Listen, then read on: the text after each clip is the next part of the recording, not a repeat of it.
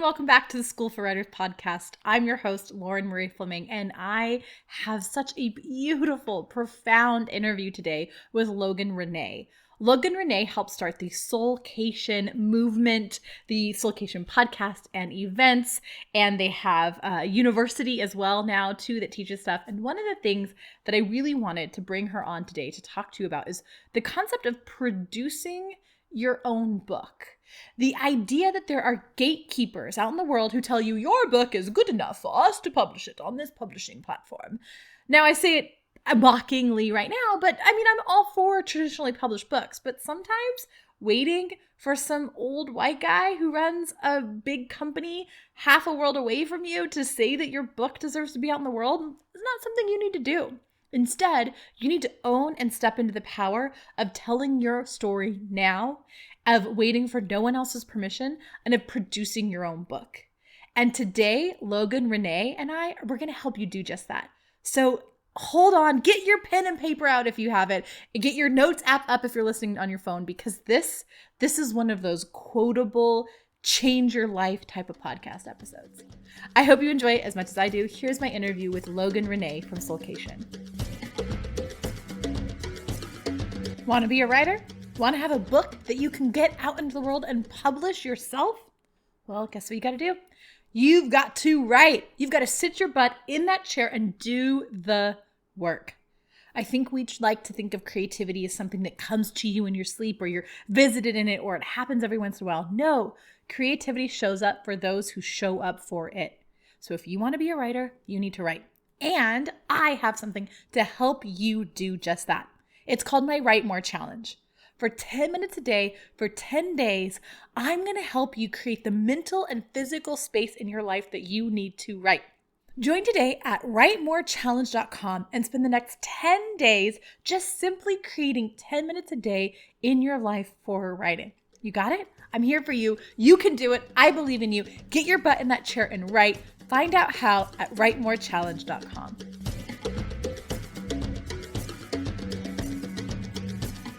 Welcome, Logan René, to the School for Writers podcast. I'm super excited to have you on here.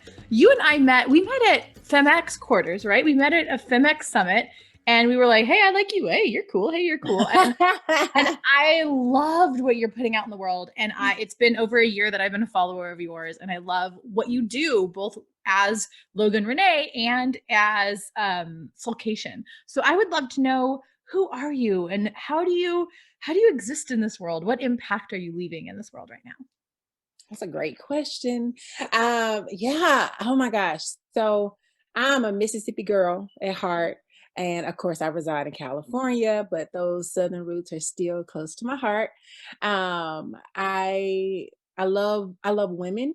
And one of my coaches asked me recently, because I'm not going to do the standard bio. She said, "Why you? Why did you choose Soulcation?" And I was like, I'm the woman that I'm trying to help. I'm the woman that chose, the professional career because it sounds sexy and people are impressed with the title. And then when I close my laptop, I'm still not fulfilled. I'm still not happy. Everybody else is impressed, but I am not fulfilled. So that was a problem for me. So Soulcation is for professional women who say, there is more inside of me. What is that more? And I'm going to be okay with whatever the answer is. I'm going to choose to like myself. I'm going to choose to accept myself. I'm not going to apologize for being amazing. I'm not going to apologize for being a light. And that's how I'm going to continue showing up. So that's who Logan René is. Well, damn, slow clapping over here. Just like, yes. There is more inside of me. What is that more? And I'm not going to be afraid of that more. Mic drop. That's cool. We don't need to go anywhere else in the interview. We got it. I love that. Oh, I love that so much. Like, I'm sitting with that. One of the best things I think about having a podcast is I get to hear beautiful, amazing humans like you give me words of wisdom as well. So I'm sitting with that one. We're growing together. Yeah. Yeah. One of my favorite questions to ask people that come on here, and I know that I don't know, would you identify yourself as a writer at all? I know you identify as a CEO, which is amazing. and a coach, but what else do you identify as? Do you identify as a writer? Yeah, I would say I'm a writer, author. In one of my programs, the Produce Your Own Book program, I talk about the difference between a writer and an author. And an author is a person that has published a book, So I would consider myself a writer at first, and now I'm a published author. So yeah, and Yeah. I published a book entitled Never Ask for Permission Again. So that permission I was talking about that we get to grant ourselves. We forget that. We're always looking for outside. Do you think I should start a business? Do you think I should write a book? Do you think I should date Tony? We're always looking because we always had to ask. Yeah. We had to ask our teachers, can I go to the restroom? Mom, can I go to the party? Dad, do you think it's okay if I eat this? Right? We were taught to ask for permission, and then we realized, oh, I'm grown. Only person I have to ask is myself, right? So yeah, Yes. I hadn't really put those two together of the way in which we ask permission as kids. Everything permission is required for everything as children. And then yeah. we get to adulthood and all of a sudden we're supposed to be able to make decisions on our own. Like we don't prep ourselves for that. Oh. Exactly. Like, what does that mean? Yeah. I don't even know. Yeah. So then if you are a writer author, and I love that distinction, why writing? What does writing give you that other things don't? Um, the truth. Mm, To write it down and to see it in black and white, you're like, ooh, that one hurt. Or ooh, this is who I am. It's one person that people get to see at work. It's one person that people get to see at a networking event. And then this person on this paper, this is me. This is me all the way. So I would say writing gives me freedom to tell the truth. mm. Because where else do you get to tell the truth? It's besides Right? therapy. Right? I always say that my $2 notebook that I write everything in from like the grocery store, the like college ruled notebook is the cheapest therapist I'll ever get. And probably the best. I love that. Exactly. Yes. Yes. Yes. So you talked a little bit about a program you have called Producing Your Own Book, which is one of the reasons I brought you on here because I love that you help people lean into this idea that they can be their own producer of both their life and their story of their book. So I would just love to hear a little bit about why producing, why even that concept? Like, what does it mean to produce your own book? Yeah. We go to productions all the time and we're always so impressed. We go Mm, to movies, we go to theaters, like, oh my God, that person did something so amazing. So my mother passed away from stage 4 breast cancer in 2014. mm, And we would always watch Oprah together. And I'd be like, oh my God, mom, she's so amazing. That person's amazing. This person, look at what they did. They were so young, so talented, as if those people are different from me, as if I couldn't attain the same thing or contain my own story, like walking my own path, as if that their paths were different from mine or greater than mine, right? So my mom simply said, you are amazing. You are great. And they are just somebody to show you that it's attainable. It's literally just a mirror, right? The only difference is they're on the television and you're on the couch. And one day that could be you. One day that will be you. She kept telling me that. So the Produce Your Own program was so you can produce your own production. You can produce your own story. And nobody's going to tell your story the way you can tell your story. So mm. you might as well get on that MacBook, get on that notepad and get to typing, because no one is going to tell it the way you're going to tell it. It's with your personality, your spunk, your humor, your favor. Nobody's going to do it like you. So Mm. that's where it came from, to tell people that you're just as amazing. Nobody's going to do it like you. I think that Mm-mm. that's so true because I get a lot of people. I teach book writing. I have a program called Write Your Friggin' Book Already that's about the writing I process. love that. I tell you, if you want to have fun marketing something, put a cuss word or an allusion to a cuss word into the The advertisement. title. And it came from like I sat in front of a mirror and I was like, okay, but like that's so done before. Like, oh, that thing is so cliche. Someone's done it before. I need to write something profound that's going to be life changing. And it can't be like anything ever created before. And I finally just looked in the mirror and was like, just write your friggin' book already. Like, you don't want to be like, you're not trying to be a life changing author, which you can change lives as an author. But like, I just need to write a book. Like, I need to write the first draft and then make it better. So it came from just like looking myself in the face and going, write your friggin' book already. And I Yeah. love that you said that because when people come to me to try to get in the program, so often I hear people say it's been done before or it's never been done before. It's like it's like nothing like this exists and therefore it can't exist. Or it's just like everything else and therefore it can't exist. So either way, we're convincing ourselves that our story doesn't get to be told. So I love this Yeah. idea. If you step into the producer role, you are getting to put the production of your life, of your story, like step into that. Yeah. What I want to just talk about, because I think it's really important for us to have conversations about the stigma against being your own gatekeeper, the stigma against self publishing. I think in the traditional publishing world, there's so many gatekeepers, and those gatekeepers, 99.9% of the time, are rich white people living in New York City. And real talk, right? And what does it mean when those people get to decide who gets to be on the bookshelves? Right. And so I want to just talk about like what are your thoughts around the stigma against self-publishing? So there's a fear because there's a lack of knowledge, but that's Mhm. okay because you have two people here that want to give you that knowledge, everyone.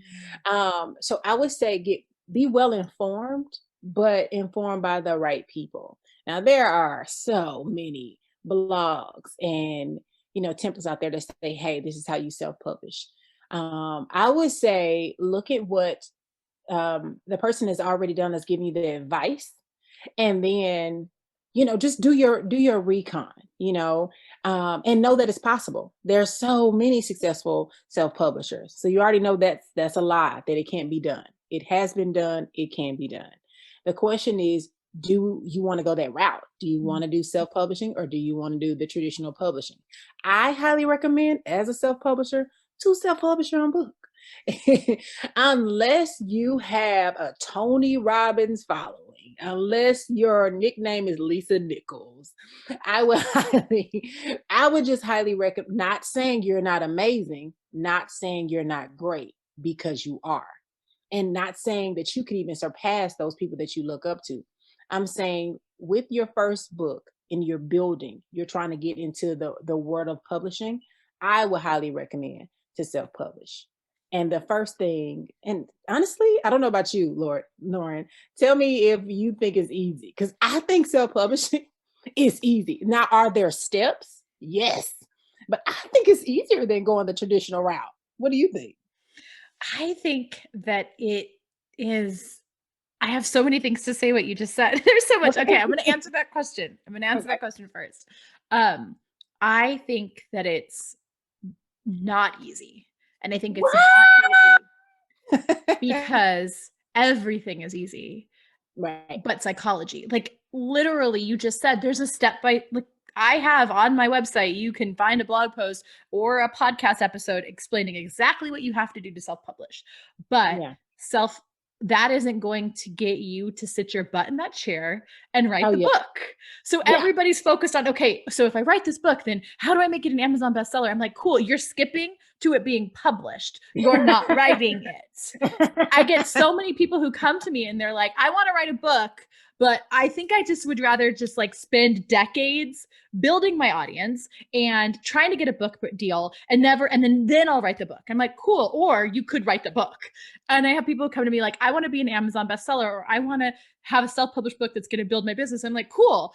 They're like, I have this whole marketing plan for it. I'm like, cool. Where's the book? Like, give me the book first. So the actual act of self-publishing is literally like publishing a social media post. It's so easy. It's so And easy. it's so easy. Like It's you so easy. but the writing the book part, the holding yourself accountable to writing it and getting over the psychological steps, I think can be easy if you put yourself in the right mentality and literally debilitating if you don't. Like if you are waiting for those gatekeepers to give you permission to write your book, if you are self-publishing with shame around being a self-published author, those things I think are not easy. So yes, the actual part of self-publishing a book, super easy. The psychological part though, I find at least the people who come to me find that part to be really hard. I So agree. what are your thoughts on that? So the first thing we do, the first module is we're gonna work on your belief, Mm, because you have to believe that you are an author. You mhm, are a published author. You are successful. Your book will change lives. Your book will share your story with your personality, with your intentions being shared and being out there in the world. So first out of the gate, you're saying to yourself, I am a published author that is successful. mhm, This is not just something my friends and family would know about. People in the world would know about this book, mm, period. You know? Um, and then we go into the steps of writing, having an actual writing schedule and having a message and an email that goes out to your friends and family, to the people that care about you, like genuinely care. Everybody that doesn't care about you, they will always fall off. So they shouldn't even be given breath or energy. Boundaries should be in place though for family members and friends. If mhm. you are single, you are in the greatest position of your life. Okay. Do not disturb is your best friend. Use it Yep. and hug it. Okay. Mhm, If you are married or raising children by yourself, and you have other people living with you, it has to be a conversation. Has to be. mhm, If you think they just gonna let you sit down and write every day of the week, it is not happening. There has to be a sign on the door. There mhm, has to be headphones ready. You got to have your blanket at your desk. You got to go ahead and have your tea or your water. Everything needs to be in place before you sit down and write. Because trust me, there will be excuses. The excuses are come. They're get procrastination will become your best. It will try to become your best friend. So you have to go ahead and think of. Eric Thomas said this. I was listening to him yesterday. He said, whatever your goal is, under the goal, you have to put all the steps that it's going to take to meet that goal. It can't be just the goal. So it's, I want to publish a book. Okay, what do I have to do? I need a book cover designer. I need to figure out what I want to write. I need to write a planning schedule. I need to send a notice to my friends and family that I'm going to be working on this for the next 4 months. I need to designate a place, 2 or 3 places where I'm going to go write. I need to pack water, a snack, a blanket, you know, mhm, mosquito spray, whatever you're going to need to write. I'm going to write this many minutes every single day. I'm going to write on Monday, Tuesday, and Wednesday. I'm going to send the first 2 drafts to my editor or to somebody that's going to review the book. I'm going to find a formatter on this day. Like literally write out the plan, mhm. because if you don't, it's not going to happen. I love that. I love And that. I don't know about you, Lauren. The easiest part to me was writing. The hardest part was coming up with a book title. Oh my God, book titles. So, Logan, I feel like every time you talk, I have like 30 things. I'm like, yes, yes, yeah. Oh my, yeah, drop the mic. Yes, yes. So, one, I want to go back because I start all of my programs, everything I do from I honestly started this podcast episode with why writing. Like everything that I do and everything I build and everything I coach around starts with why. And I think that if you know your why and you know that deeper why, like we do 7 layers deep why, like Yeah. what's below that? What's even below that? What's even below that? Uh-huh. What's your why? Until you get to Love. this core thing that you can hold on to through the process. And every time people get, and they have to tell their thing to the group, because every time you get Mhm. lost or tired or boredom's a thing. Like sitting in a chair Yeah. writing a book can be really boring sometimes. Yeah. And Mhm. anytime you get to those points, you have it on a sticker, or if you're telling the group like I'm tired or something, they can be like, hey, here's your why. Remember your why. I have your why. Here's your why. Let's go back and look at your why. And I think that that's great that you start with that idea, because it really is everything. Knowing your belief around this, and I think that knowing your why helps you to let go of the shame of self-publishing. So I Yeah. had this idea in my head that I had to be a traditionally published author to be legit. And that honestly is something I still fight every single day. So to remind myself that I am a legit author no matter where my book is published. If I publish a book, that makes me an author. Boom, I'm a writer. If I write one word, cool, writer. Like hit that quick yes hit. Like, okay, cool, this is true. This is the Yeah. truth. Knowing my why gets me through those hard times. But Yeah. one of the things I love that you said is procrastination will be your best friend. So I want to know, how do you procrastinate and how do you get over it? Like, what's your favorite procrastination? Because I find it really fun to ask people, like, what's your favorite procrastination technique? And then also, how do you stop doing that and go to not procrastinate? So, what's your favorite procrastination technique and how do you stop procrastinating? Yeah, friends and family. Like, oh, I have to check on them. I have to see if they're okay. Like, life is so hard. COVID-19 taught us to like love family and be around.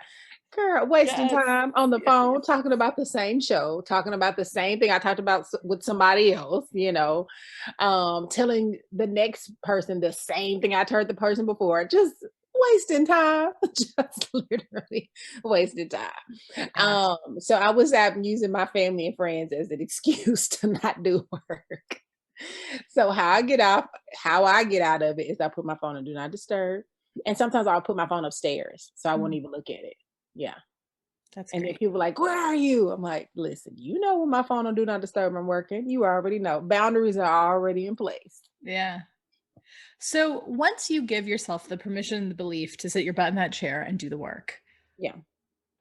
what does it even mean to produce your own book? Like, what do I need to do? Okay, cool. Like, what are the steps that I need to do? If I have self-published a book, but if I was somebody who was listening to this episode and really wanted to have a book out in the world, what are the steps that you need to take to get to that? You mentioned, and I thought that was interesting, you mentioned getting a cover design even before you mentioned writing it. Is that something that you find helpful? I would say after you make the decision that you will be a self-published author, you will be a successful author, period, self-published or not. You need to sit down and write the stories you want to share in your book. So I would say at least I talk in the program, the book shouldn't be long. If you want people to finish your book, it should not be long. If it's 500 pages, make it 3 books. Like seriously, because the goal is to give your audience, give your reader something that they can tangibly use for the rest of their lives, even if it's one sentence. Mm. Oprah's book, what I know for sure, one sentence that will always stick with me is um, guard your time because your time is your life. I didn't have to read anything else, but I read that book 5 years ago, but it stuck with me. So even if they get one sentence, what are the stories you want to share? So 4, 5, 6 stories, right? Make sure your book is short. And then come up with the content. Because of course, everybody's story is great and you should share it. But what is the reader gonna get? Because if all she knows is that you played on the jungle gym and you like chocolate milk and your auntie used to wear a red shirt to church, it may not help the reader. You got your story out, but it may not help the reader. So, Mhm. what is it that you want to share with the reader based on this story? If your story is, I was a 6-year-old little boy that felt alone, so I spent a lot of time in my room making up games, and your content around it is, as an adult, it's okay for you to now be creative. Go ask that little boy or that little girl inside of you, hey, how can I be creative, in the office? How can I be creative in my business? How can I think outside the box like I did when I was younger? Like, what story do you want to share? And then what content can you share with the audience that's going to actually help them for the rest of their lives? And the rest of their lives could start with today. How can this help them today? I think that's great. So a lot of my program is a year. And so I get a lot of people who come to me and they're like, Mm. why can't I write it in a month? Why can't I write it in a week? Why can't I write it in a day? And I think that you can 100% write a book in a month, a week, a day. But one of the reasons I do a year is because I think it's important for us to take time when we're not writing to interact with other people and see how they feel and see how I feel when I interact with them and like let those ideas come to you. And one of the things I see a lot of people who want to write nonfiction, which I'm assuming is your program only nonfiction, or do you do fiction too?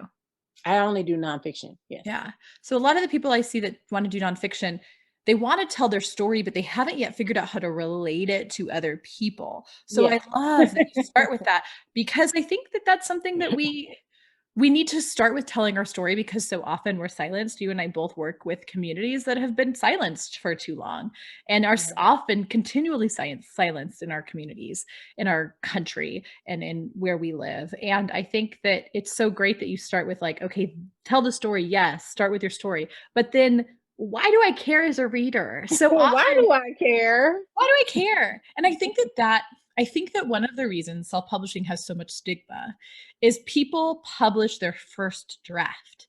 They don't take time Mhm. to sit and think about the reader. They tell their story without connecting it to the reader. And I Yeah. think that that is great that people are taking some time. One of the things people ask me is like, how do I make my book better? And I say, step away from it and talk to it and ask it, hey, I'm over here not staring at my computer screen. I'm on a walk asking my book, how do I make you better? How do I make the reader care? That's a good Yeah. question. So I love that you address that because I think so often one of the stigmas against self-publishing is it often sometimes feels like who cares? And Yeah. I care about people's stories and as a person who cares in the world about stories, but as a reader, I want to know how it relates to me. And that's different. Yeah. Like as a self-esteem coach, I'm like, yes, your story matters. But as a reader, I kind of want you to like tell me why I should care. You Exactly. know, it's a little bit of both. So Yeah. then once you have your story done, like at what point do you get to do the fun stuff of like the the designing of the cover? And I'm actually just like full disclosure, I currently just sent covers to all of my Write Your Friggin' Book Already participants that I designed for them so they could have it up on their wall and see it. Like yes, it probably won't be your final cover, but like seeing it up there, I love to create a cover early on, like really early on, so I can see it and make it feel real. Like I even have drafts of my book that I create as like real books, so when I'm editing it, it feels more real. So that's my take on it. I would love to know like what do you when do you go to that like when do you do the fun stuff? Because I know people want to like jump to the fun stuff. When do you do the fun stuff? Yeah, I agree with that. And I did the exact same thing. I printed out a mock book cover. It looks I still have my mock book cover of the first book and the first title because I changed my title. Oh my gosh, Mm. 7,222 times. I don't know. Yeah. So I think the visual is extremely important and keep talking about it. And Mm. I think that's a practice that needs to continue because even when your book comes out, you have to pretend you never sold a copy. Mm. So it doesn't matter if you sold 7,000, it doesn't matter if you sold seven. Every day, you're a new author. Every day, it's the number one book. Every day, somebody needs to be hearing about it. Oh, you got a book? Me too. Like it needs to be a part of every conversation. The conversation of being an author never stops. Even if your book was written 10 years ago, hey, I have a bestseller. I have the number one new release book. Here you go. Here's the copy. But it has Mm. to stay on your lips. So I think talking about with our friends and family, um, the people that's in your house, just having it on your mind all the time, it keeps the intention and the goal in the forefront. Whatever we ignore or cast it aside or pretend like it's not there, we won't finish. Of course, it has Mm. to be right in your face. And I would say put it on your dashboard, put it in the bathroom mirror, and then after a month, change where you have it because Mm. then it gets familiar. So you like you look past it, you don't even know that it's still there. So take it and move to another side of the wall. To another side of the mirror or something like that because it'll get familiar for sure after a month or so. That's so smart because I have noticed that. I'm like, okay, cool. That mantra on the wall is not helping me now because I don't even see it anymore. And a part of Yeah, me is like, it's probably helping me there, but if I put it somewhere else too, like I'd actually consciously see it more. yeah, I love that you said the conversation of being an author never stops. yes. I think that one of the things I hadn't thought about it this way, but so many of the people who come to me who want to be in my Write Your Friggin' Book Already program, they were told at some point in their life that they didn't get to be a writer, that writers were either instant New York Times bestsellers like a Stephen King, or they were people who were tortured and starving. And like, that's not an option for your career because you have bills to pay. And I think that this idea of allowing people to start stepping into calling themselves a writer and then calling themselves an author is so powerful and healing whole generations of young people who were told that their story doesn't matter because they're told they don't get to be a writer, or they're a bad writer, or someone like you doesn't get to be published. So I think one of the beauties of producing your own book is that you're giving people this permission to call themselves an author, Yeah. and not saying that only this straight white guy who's a bestseller and already came from money over here gets to decide if you are an author or not. Nope, you get to decide as well. And I just really love that the conversation of being an author never stops, because if you're constantly talking, I'm an author, I'm an author, I'm an author, then you're also like healing all those times that people told you you don't get to be an author. So I Yes. love that. I love that. And I also remembered earlier, you asked me a question and I couldn't remember it, what it was. Book titles. So for me, book titles are one of two ways. One, a book title comes to me and the whole book comes after that. Or Wow. or two, I'm literally about to press send and publish Yes. something, and I can't Yes. for the life of me figure out what the title's going to be. Like, it's one of the two. It either comes at the very beginning or the very end. Wow, me too. I had already announced it on all social media platforms what the title is. I had already Mm. sent it into the editor. It was headed over to Amazon, and boom, title. I'm like, oh my gosh.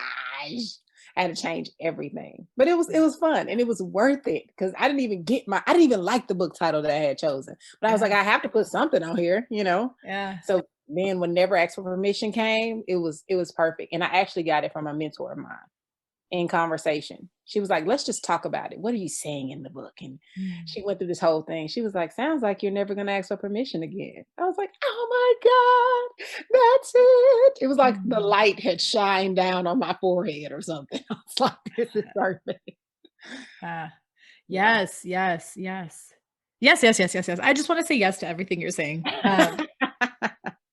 So I want to have us wrap up a little bit and just ask you a couple questions about books. So I would love to know, is there a book that changed your life? There a book you read that changed your life? What? Yes, yes.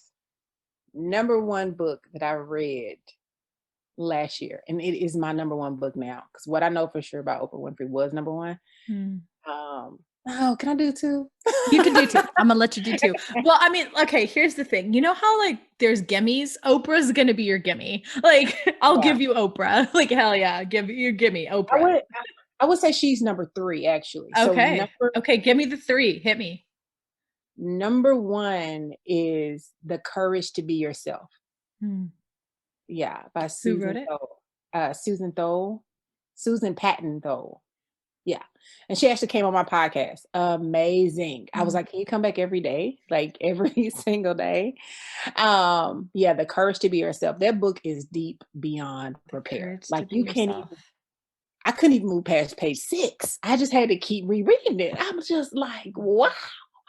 And she was a psychologist turned author. Um, so of course she had plenty of experience of her own as well as her clients, right? Mhm. And then the second book is Atomic Habits by James Clear.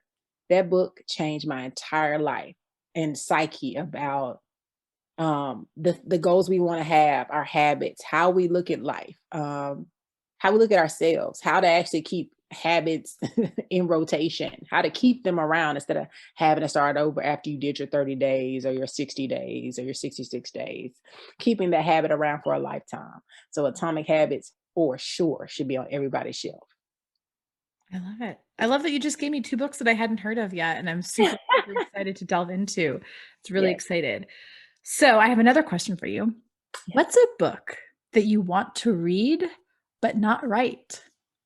Oh, something on real estate for sure. Yes, I love that. I Yeah. love that. Yeah. Yeah, I would probably never, I don't know. I might if become a real estate mogul, and I just start shutting it down in the industry, then I might write a book. But yeah, I would rather read right now. I love that. Love Yeah. that.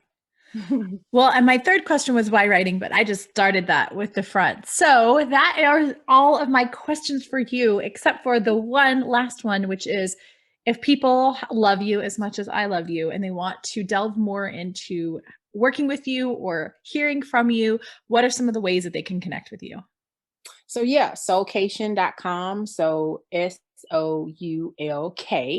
SOULKATION, Soulcation, or on Instagram at Soulcation. I would love to connect with you there. If you want to hear more about the Produce Your Own program, that's also connected to the Soulcation page as well as the Instagram. So you can just hop on either platform and let's connect. And even if you want to just hop on the phone and let's talk, just go to the bio and it says chat with Logan, and you can schedule a consultation with me, of course, free of charge, and we can get on the phone and let's just talk about it.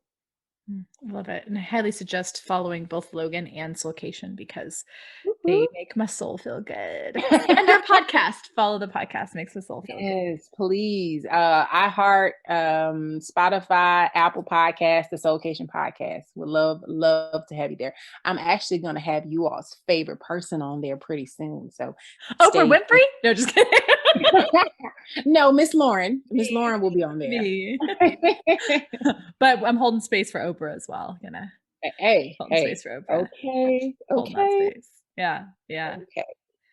Well, thank you so much for coming on and chatting with us today. It has been so amazing to get to know you and this a wonderful program that you're putting out in the world and Soulcation. Just I love everything you do. So here cheering you on and so appreciative of you sharing your wisdom with us today. Thank you so much for having me.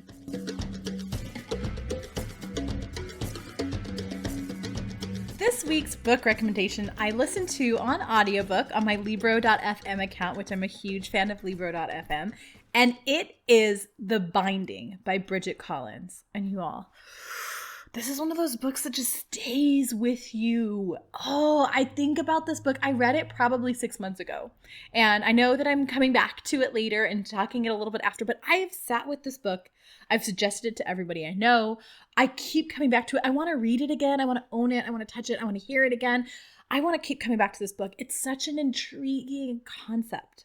And that's this, that you could go to a witch on the outskirts of town because everybody hates them, but they go to them, and they could, in a book, bind your memories. And books are just stories that people don't want to remember. And you forget, when you bind it into a book, you forget it. And what would it mean to forget heartache? And what would it mean to forget that you're queer? What would it mean to forget that someone died, that you had loved somebody? What does it mean to erase the beauty and the horribleness that comes in tragedy? And it has me thinking, like, what would I erase? Would I erase anything? It just messes with your mind in this beautiful way. The language and imagery is amazing. The weaving of the story, not understanding where it's going, who's going to go with what, who's this person, what's that thing, because memories have been lost. It's just such a stunningly, beautifully written book that I'm going to read it again and again and again. It'll probably be one of those books that I read 20 times in my life. And again, it's The Binding by Bridget Collins. And if you're an audiobook fan like I am, I highly suggest it on audiobook. It has an amazing narrator, and I just got completely lost in the story. And if you're going to buy it on audiobook, I highly suggest using Libro.fm. Libro.fm is an amazing alternative to the other big names, we won't name them, audiobook options out there, because one, when you buy a book, you get to support a local independent bookstore. And two, you get to own your book. So you have the copy of it and it's yours to listen to and use and listen on whatever device you want. But they do have an amazing app as well for your phone.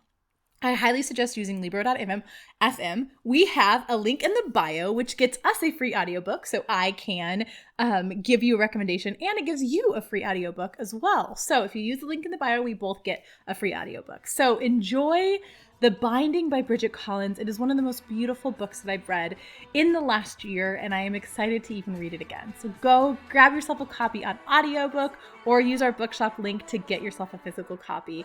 Enjoy reading about this wonderful world that Bridget Collins has created.